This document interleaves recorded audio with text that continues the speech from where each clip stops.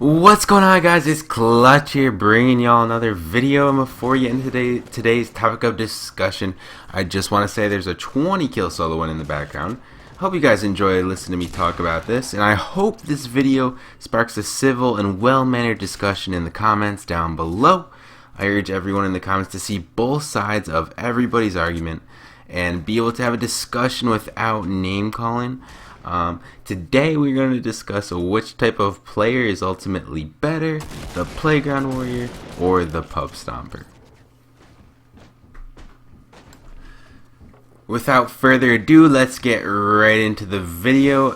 So we're going to be naming some YouTubers in this video purely as examples. I don't want to offend anyone, and I don't intend to offend anyone. So first, to start off the video, let's define what a Playground Warrior is. So like, my definition of a Playground Warrior is probably somebody who plays like a really high sensitivity, focuses only on like the building aspect of the game, usually practices extremely advanced building techniques, and which are specifically used for beating people in 1v1 build fights.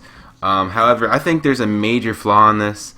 When is the last time in a public match or a scrim lobby you went to max height in a build fight? Probably not since back in like season 3, when we thought getting into build fights in max height was like the cool thing to do, right? When's the last time you had 3,000 mats every single time you went to 1v1 someone in a public match or a scrim? That never happens either. See, now, being able to outbuild someone in a playground lobby only makes you a better builder in Playground. It doesn't necessarily make you the better builder in an actual game. In an actual game, you don't have the luxury of building 2 ramps side by side and using a timer to determine when you both start building. You also have to think about conserving your mats in an actual game. You have to worry about not getting shot down by a third party, or a fourth party, or even a fifth party. You have to know when to disengage a build fight in an actual game.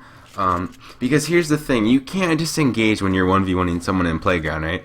Because that's the whole point of Playground, right? You aren't going to go run away and reset the fight. You aren't going to jump to the bottom and cut the whole thing down. In Playground, your opponent knows eventually you're gonna try and reattempt to take high ground. This makes 1v1ing in Playground an unpractical way of determining the better player, or even the better builder, because in an actual in-game lobby, the better builder will be able to recognize when they should or shouldn't try and retake high ground, when to shoot down an opponent that is overbuilding, or when to completely disengage an enemy and try and re-engage later. See, in an actual in-game lobby, the player with high ground has to worry about so many different factors other than just simply keeping high ground and waiting for the other person to build up. Now, let's take some big name YouTubers like Nick Merckx or Gronky. Both of these guys have won thousands of dollars from kill-based tournaments. Most people, however, do not associate them with being the best builders in the world, mostly due to their sensitivities. But yet, these players still manage to drop 20 plus kill games with ease and have both won dozens and dozens of online tournaments. Now, being a better builder does not necessarily make you the better player. I think Nick Merckx and Gronky proved this, and I would love to see some Playground Warriors that only post Playground 1v1s or scrim match highlights, and have mediocre stats, try and compete in kill-based tourneys. The next time a Playground Warrior tells you stats don't matter, I want you to think of this. Most of the players that probably say that have bad stats, 1 to 2 KD, and have probably never dropped a 20 kill game in their life.